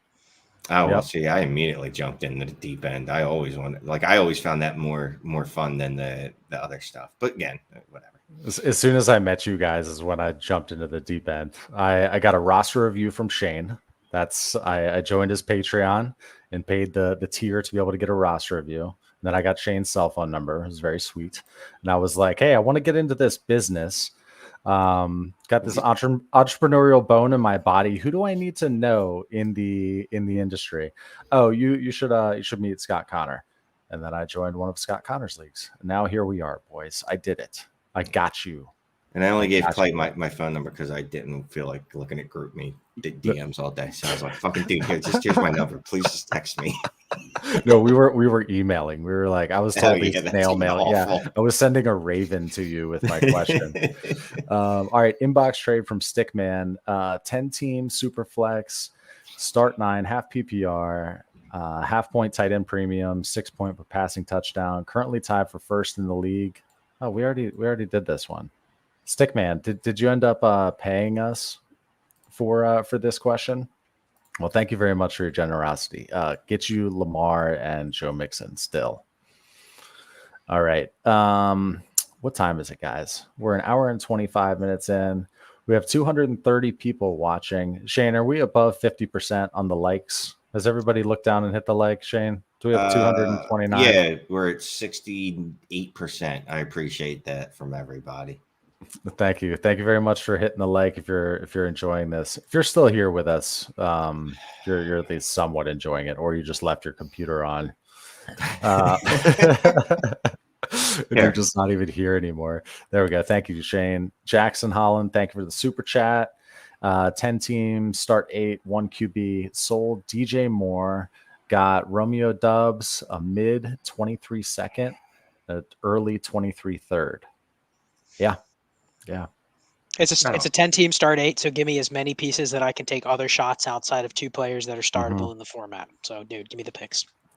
I don't want to talk about this. At least he has a cool avatar, Shane. Look at that. If only you were as sculpted as that. That is an excellent avatar. So. No, I mean, look, this is fine to move DJ Moore on. I will also say, if I was trying to acquire DJ Moore cheap, I would do it. Thank you for the super chat, man. So we'll move this one. Freak Stomp 49er wants Shane's cell phone number so he can prank call and stuff. I got you, Freak Stomper. This was great. Did Clay just call all of us dumb? No, I didn't. But you have a cool avatar as well. Okay, let's go to this one up here. William, 10 team, gave 23 firsts in Dotson, got Swift, Brandon Cooks, still holding 2 more firsts next year and total rebuild. Now I'd be selling Swift. I'd be like, oh, I'm in a rebuild and I have a running back, so let me sell Swift. I don't hate the value, but I the total rebuild and then the side you got, I would have been kind of just like, that doesn't really inspire me. I would probably take the Gabe side. Yeah, I mean, you could try to sell Swift for what wide receiver do you think you can get straight up for Swift? Well, could you get Waddle from somebody? They're both depressed right now, so probably. If Swift plays a game, maybe, but like right now, I don't think you could. Yep.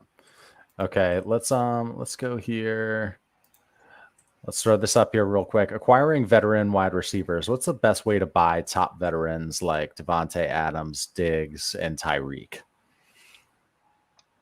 So if you're acquiring them, you're assuming that you're contending, right? So you don't want to give up pieces on your team that are scoring points. You're just trying to get pieces points without giving any away. I think this is where you send off the young, like non-warp advantage receivers that you can deal, and convince the person that you're probably selling them potentially a younger asset that hasn't quite gotten to the level of these guys yet. Mm-hmm. So, I mean, you can probably go, up and down the receiver landscape and look at the guys that are probably in this range that are still young that would be desirable.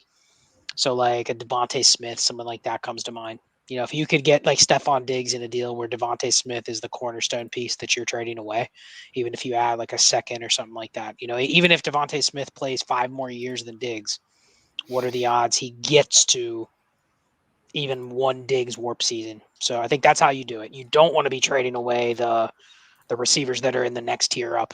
You don't want to be giving away like the Amon-Ras or Jaylen Waddle or T. Higgins, because I think that the Diggs manager especially is going to still be like, I need you to add to him. If anything, I'd go the other way. I would sell Diggs for one of those guys in like a second. So I think it's you kind of fish from like the younger receiver ranges that haven't hit that high level yet. Yeah, no, man, that's exactly it. You're going through your roster and you're going, what 4 wide receivers do I have that are young that someone might believe in still? Hey, you want Chase Claypool, Brandon Ayuk, and it doesn't matter. Same exact dude. It's just another. He has a different name and offer him up. Yep. Okay. Let me take this one down. And we had a super chat come in that we will throw up here. Thank you, Big T. Just did 10-team Superflex, start 10, PPR, heavy rebuild, gave Breece and Jeff Wilson, got Watson, Elijah Moore, and a 23 second. Have 723 firsts and 0 QBs. Right process trade? Yes, it is. One of our favorite sayings that either Scott made up or I did, or I'm not really sure who made it up at this point, is we don't want to chase quarterbacks, right? Using draft picks. And we just set ourselves up that we won't have to do that. Yep, agree. Good deal. Getting Watson for Breece and the extra pieces thrown in. Good stuff. Yep, and I'm going to throw this back up here because Nathan gave us another $2 super chat saying, sorry, the dash is 4. So I wanted to just make sure we read this correctly. This was this 3-way trade. Team 1 gave DeAndre Swift, Eno Benjamin in the third for a 23 first and AJ Dillon. Team 2 gave Najee and AJ Dillon for DeAndre Swift. And Team 3 gave a 23 first for Najee, Eno, and a third. So I like the giving Swift and Eno and a third for the 23 first and AJ Dillon, I think, the best. I think I like what if I'm reading this right, what Team 1 ended up getting. Because he got 23 first and AJ Dillon. Exactly. Yeah, he got the first and Dillon, and then I'm assuming he swapped Dillon and Najee and got back Swift in a different deal, or it just seems weird because it seems like it's the same players got traded like multiple times. The way that I'm reading it. It's all good. We Nathan, you're gonna have to DM me. I can't even pretend to understand what I'm looking at. Nathan, it's on DM me, it's dude. on us. It's on us. Here we go. I hope my super chat makes sense since the trades reached T1 traded. Yeah. Okay. But yeah, DM Shane. He may even give you his cell phone number. Probably. Mark Janikowski, thank you very much for the super chat. Keep trade cut. Damian Pierce, 23 111 or Devontae Smith. FYI, Swift not expected to play tomorrow. Thank you. That dude is just made of glass. Look, as soon as he gets a game under his belt, by the way, just freaking trade him. Sorry. I'm taking the Pierce on the 111 side here. No, you get cut. Pick one of keep trade cut those 3 things. I'm gonna trade Damian Pierce, keep Devontae Smith, and cut the 111. See, it was weird because he had the dash or he had the basically it was Pierce or the 111, and then he put an or. Mark's messing with us. Yeah, Mark's messing with us. Look, so I'm gonna trade Damian Pierce. I'm gonna keep Devontae Smith, and I'll cut the 23 111. Copycat. Yeah, I could go either way with the 23 111 or Devontae Smith, but I'm definitely trading Damian Pierce. Yep. All right, here. What's the next one? Mark, thank you. I just keep seeing like more explanations on trying to help us with the 3-way. Here's the thing, like someone posted one of these on Friday in the DNC patron chat of the sleeper screenshot with all 3 teams, and I still couldn't wrap my head around it. But then now that we're going through this, I'm like, please, can you just put up the sleeper screenshot and I'll wade through that easier than the messages. So it's on us for sure. Like we're the ones that have no experience with the 3 ways in sleeper. Look, I didn't do well with word problems in school. I'm just going to tell you that right now. This was one I wanted to throw up here, Scott. See if you can answer this reasonably quickly. Destination Dynasty. So this person was listening to your show. It said Scott was talking about the number of points to shoot for from RBs. IRC was 28 points in a 12-team Superflex PPR. What does that convert to in an 8-team Superflex PPR? Assuming you're starting 2 running backs in both. Yes, I mean, obviously the change here is you're eliminating 2. You're basically eliminating 4 teams with 2 required running backs at each spot.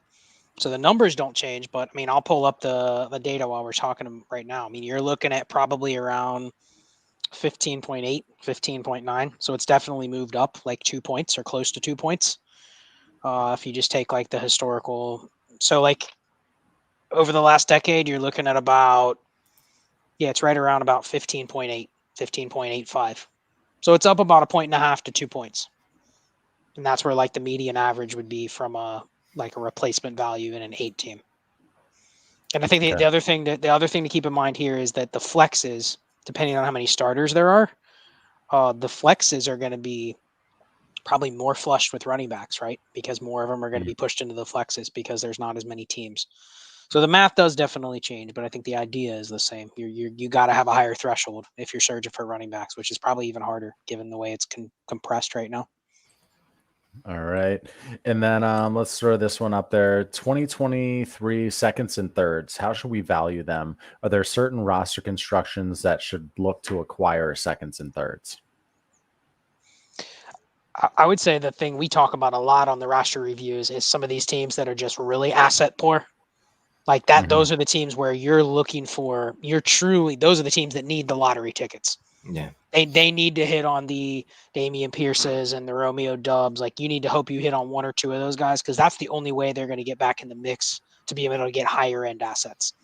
Like you might like a guy like Isaiah Spiller, but in that type of league, you would take a third for him because really you need a higher range of outcomes. You know what I mean? Like you need a higher range of outcomes if you ever want to get back to where the Joneses are. So I think it's definitely these teams that have just no assets to play with. Okay, let me we'll get rid of that one. We've got one more super chat that we'll take, and then we're gonna pick one more. Okay. So I'll put this let me get rid of this one here. We're gonna put this super chat up, and then I'm gonna let one of you guys pick the last one. Okay, so pick a good one. All right. No pressure. Shane can pick one, I'll pick one. How about that? So I started like 40. Yeah, I know. I know. The stars keep just replenishing. I'm going Shane. Ryan, thank you for the super chat, man. And yeah, please hold super chats for these last 2. Thank you very much. 12 teams, start 9. No tight end premium. Trade Dameon Pierce and Dalton Schultz for Pitts. Yes. Like do that trade repeatedly. Like just keep doing that trade. Like this is one of those ones where I like, that Doctor Strange. It was Doctor Strange when he just kept going in a time loop when he was fighting the world thingy. I don't know what it was. It was weird. It was the world thingy. No, you're right. Yeah. That scene basically just keep making this trade over and over again. Mm-hmm. Yeah, you too, Scott. You taking Pitts? Yeah, easy. Come on. Easy. This is one of those trades you see and you go, what? Like, what is the other side even thinking? Because it's like Dalton Schultz hasn't done anything. So it's odd that you even see him in this deal. If it was like, David Njoku or something, I could at least see someone going, okay. But no. Come on. Okay, you guys are up with yours. Go ahead, throw them up there. There's so many to choose Not from. a sponsor. It's like going into a toy store when I was a kid, know? I don't know which one I want to choose. Okay, there we go. David Ross, what if you can't sell Kamara for a first? Would you try something like Kamara for 4 seconds? Yes. My goodness. 223 and 224. Okay, you would do that too, Shane. Would you sell, if you want a Kamara off your team, would you sell him for 2 mid 23 seconds? You would, Scott? I mean, I've seen Dalvin Cook go for that same price.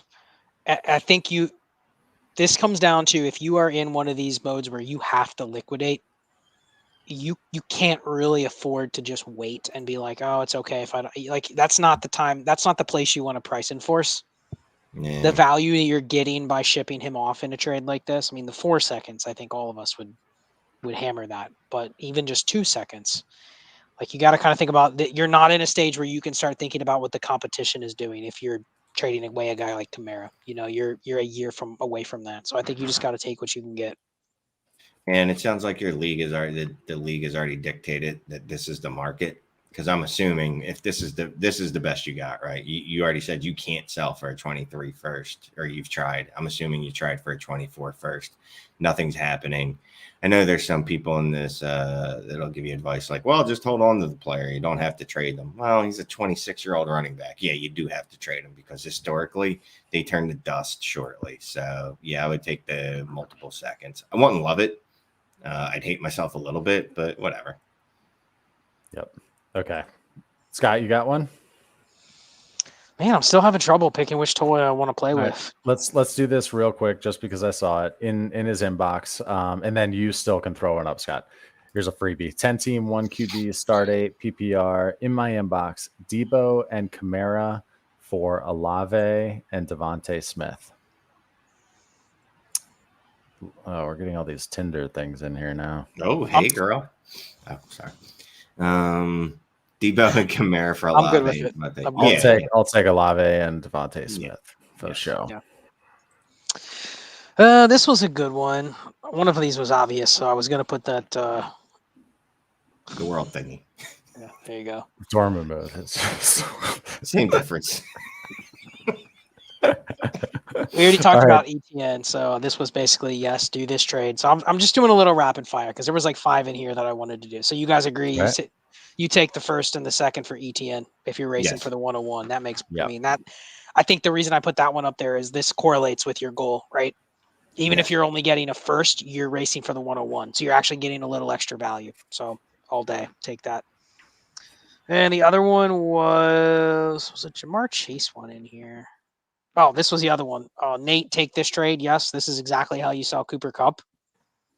I love that deal. It's one like when Dak comes back, if Lamb can just give you like 80% of Cooper Kupp, this is the type of deal you want to try to do. So I love that trade. Great trade.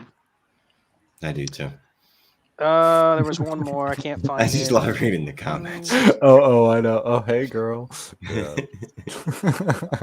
Okay, Shane, you get to pick one more. I got to pick 2 more. One more. Well, that means I got to go back on the screen. All right. Start. I'm just going to close my eyes and go show. I traded Jefferson in my 10-team PPR Dynasty League for 23 first, which is going to be the 101 to 103. A 23 first, that's going to be 104 to 106. A second, and Devontae Smith. How'd I do? So traded Jefferson for 2 early 23 first, let's call it. A second, Devontae Smith. Yeah. Yeah, you did good, bro. Yeah. You did good. And he's got a cool-ass avatar. That's a great one to end on. That is awesome. Yeah, I really got to talk to these YouTube avatar makers. This is I got to talk to people, man. You just have to talk to these people. Like they made it. Shane may do a free roster review if you're willing to give him like the coolest avatar ever. Yeah. Yeah, it's a possibility. And isn't it funny that Shane closed his eyes and hit show and it was a Justin Jefferson trade? It's like you guys are simpatico.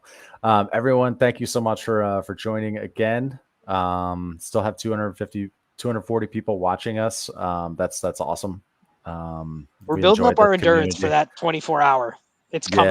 Yeah. We'll do a 24-hour stream-a-thon. Yeah, we're gonna have to get a more comfortable chair or a butt pillow. But yeah, we can do it. Yeah. I'm in my kitchen right now, but I'm gonna be kicked down to like the basement or like out of the house. Maybe I'll just get a hotel room or something like that. Yeah. That would be pretty dope, actually. But guys, you want to say goodbye to our friends here? Yeah, I mean, this is great to have this many people still on. An hour and 43 minutes in. A lot of great questions. I mean, I feel bad. We have 35 questions starred that we didn't get to. And it seems like every stream we leave with like another whole show worth of questions. We could just stop right here and turn off the chat and still do another show with what's left in there. So just thank you, everybody, for supporting us, showing up every Saturday or Tuesday whenever we live stream. It's another week. It's a grind. Like, we're here all season. But my only advice is if you're in Dynasty leagues, like, this is the time to start really like looking at the direction you want to go. You don't want to be stuck and be the fourth in your league trying to make moves on either side. So just be Yeah. aggressive. Be aggressive. Be Yeah, it aggressive. kind of reminds me of like in golf how they call Saturday moving day, Mm-hmm. right? Yep. So everybody that's it feels like it's moving day right now in Dynasty. All right, good stuff. Hey, Everyone, thanks for Shane, please. I was just gonna say appreciate y'all, and definitely will keep coming with the questions in the YouTube, the chat afterwards. It's getting a little harder to answer all those questions too, but definitely trying. Yeah, sure. and we love it when you help each other out too. Yeah. By answering the questions, not just because it takes some legwork off of us, but just because hey, let's all learn from each other. We learn from you guys too. So A bunch of times I see answers in there, and I'm like, yeah, I can't add to that. Yeah, So yeah, I'm just like, exactly. you get a thumbs up. Good what job. that guy said. Yeah. Yep. All right, we will see you later, and reach out to Shane with a new avatar. Thanks, Yeah. guys. Good luck, week 7. Goodbye all.